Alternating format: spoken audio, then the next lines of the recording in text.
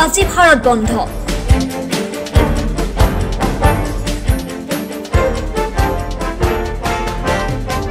অত্যাৱশ্যকীয় সামগ্ৰীৰ মূল্য বৃদ্ধি, শ্ৰমিক, কৃষক, নিবনুৱা, যুৱক যুৱতীৰ স্বাৰ্থ বিৰোধী নীতি পৰিহাৰ কৰা আৰু ৰাজহুৱা খণ্ডৰ সুৰক্ষাৰ দাবীত আহ্বান জনোৱা হৈছিল ভাৰত বন্ধৰ।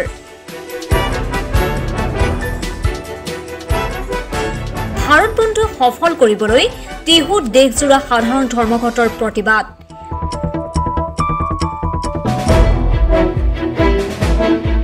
ভাৰত বন্ধৰ সমৰ্থনত টিহুৰ ৰাজপথত নামিল প্ৰতিবাদকাৰী।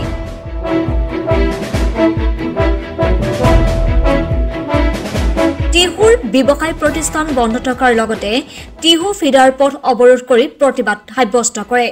আনহাতে টিহু বৈদ্যুতিক উপসংমণ্ডলৰ বিষয়া কাৰ্যালয়ৰ কৰ্মচাৰীসকলেও প্ৰতিবাদ কৰে কাৰ্যালয় চৌহদত।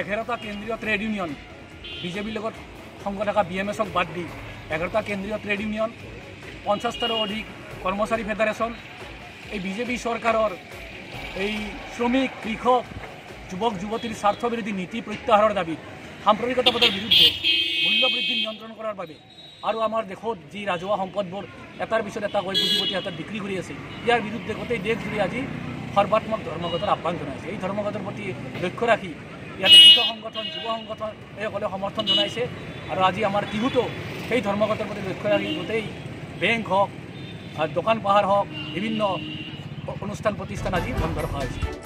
টিহুৰ পৰা লিখন ঠাকুৰীয়াৰ প্ৰতিবেদন, ইয়াৰ নিউজ আছাম।